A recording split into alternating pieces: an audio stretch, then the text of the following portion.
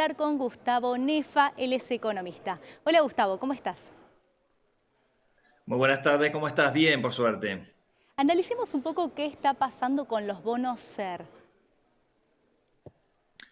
Bueno, lo bueno es ser con una inflación con expectativas de mayores bajas de las esperadas, porque todo el mundo espera una baja de la tasa de inflación, ese era el consenso del REM del Banco Central de los últimos meses, pero en los últimos días ha habido una fuerte toma de ganancias, se habla de entre 10 y 15% promedio desde el lunes de la semana pasada, o sea, ya hace 10 días que está cayendo el mercado de deuda con ajuste de inflación por ser por la menor expectativa de tasa de inflación. Recordad la cifra que se difundió la semana pasada del CIF, del DITELA, Sí, con las expectativas de inflación a los 12 meses de 70% de mediana y 97, 98% de promedio en los próximos 12 meses. Con lo cual, al bajar esa expectativa de inflación, obviamente lo que está pasando es que está desinflándose la protección natural que había alrededor de esos bonos. claro, y me imagino que esto en los próximos meses continuará de esta manera, ¿o no?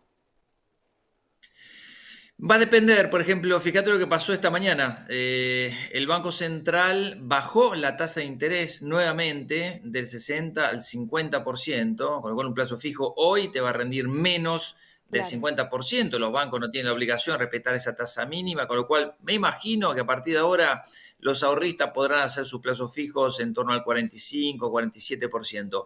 ¿Esto qué significa? Un poco de leña para el fuego de los bonos con SER, que además cayeron mucho estos últimos días, pero claro, perdió bastante atractivo y frente Mm. a un dólar que empezó lentamente a tener algo de vida, un contado con liqui más cerca de 1100 que de 1000 puntos, un dólar MEP que está alrededor de 1040, 1050, ya empezó a despegarse esos mínimos lentamente, no veo una gran corrida hacia el dólar, pero obviamente que ha habido un arbitraje hacia ese tipo de inversiones.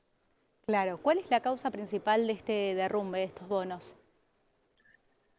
Mira, hay muchos indicadores que salen gracias a la tecnología que se aplica, sobre todo con el tema de alimentos, que es más fácil, eh, recabar información de lo que está pasando durante el mes. Según tengo entendido, en algunas consultoras que hacen índices de precios online, la información que me llega es que está alrededor del 5% la inflación del mes de abril de alimentos. Obviamente a todo eso tenemos que sumarle algunos aumentos programados que ha habido, pero también tener en cuenta el retroceso que hubo con las obras sociales, coerción del gobierno mediante y sobre todo lo que anunció Caputo de diferir ese aumento de los servicios públicos, por lo cual eso no va a incidir directamente en este mes a pleno, sino en los próximos 3 meses. Y eso es positivo para lo que es la inflación a corto plazo. El gobierno creo que se siente confortable con esta baja de la inflación y la expectativa de Claro, inflación sobre todo, y casi con seguridad tendremos un índice de inflación de abril minorista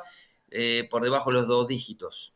claro, y esto se predice que va a continuar de esta manera, ¿no? La inflación va a seguir bajando, entonces habrá que ver cómo repercute esto en los bonos. Bueno, hay una literal, digamos, lateralización Sí, del tipo de cambio, eso ayuda a que muchos formadores de precios se calmen con todo lo que había ido anteriormente. Las marcaciones de precio obviamente han terminado siendo deflaciones en muchos casos, claro. electrodomésticos, autos, materiales de construcción, por lo menos según lo que puedo observar, ha habido retrocesos incluso de los picos que hubo en los anteriores meses. Y sobre todo con la recesión. La recesión también obliga a cuidar el bolsillo, obliga a ejercer menor presión por el lado de la demanda y es un estabilizador natural que obviamente no es deseado, pero es la Claro. consecuencia también de aplicar política restrictiva del lado de secar la plaza de pesos, porque ya el déficit fiscal no existe. Entonces, ¿para qué va a emitir el Banco Central pesos? Obviamente hay deudas que se acumulan, pero también hay una voluntad muy grande con la acumulación de bonos. Fíjate, los Bopreal Fíjate Sí, también algunas emisiones de bonos en pesos que han sido totalmente exitosas. Te doy un claro, dato. Durante el mes de abril, el gobierno ha tenido una sobreoferta y ha captado, es decir, un bid to cover, y ha captado el 175% de las necesidades, con lo cual claro. pesos todavía hay para financiar a un gobierno que es más creíble que el anterior.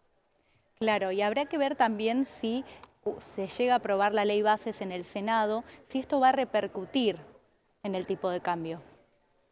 Bueno, también lo hemos visto. Creo que es algo positivo. La reacción de los mercados al día posterior a la sanción de la ley por diputados ha sido muy positiva, más que positiva, lo hemos visto en bonos, pero sobre todo en acciones.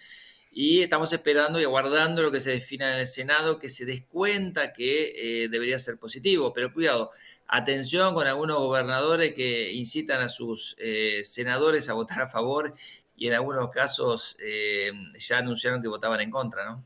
Claro, sí, habrá que ver qué va a pasar en el Senado con la ley bases. Y en relación a la inflación, ¿no?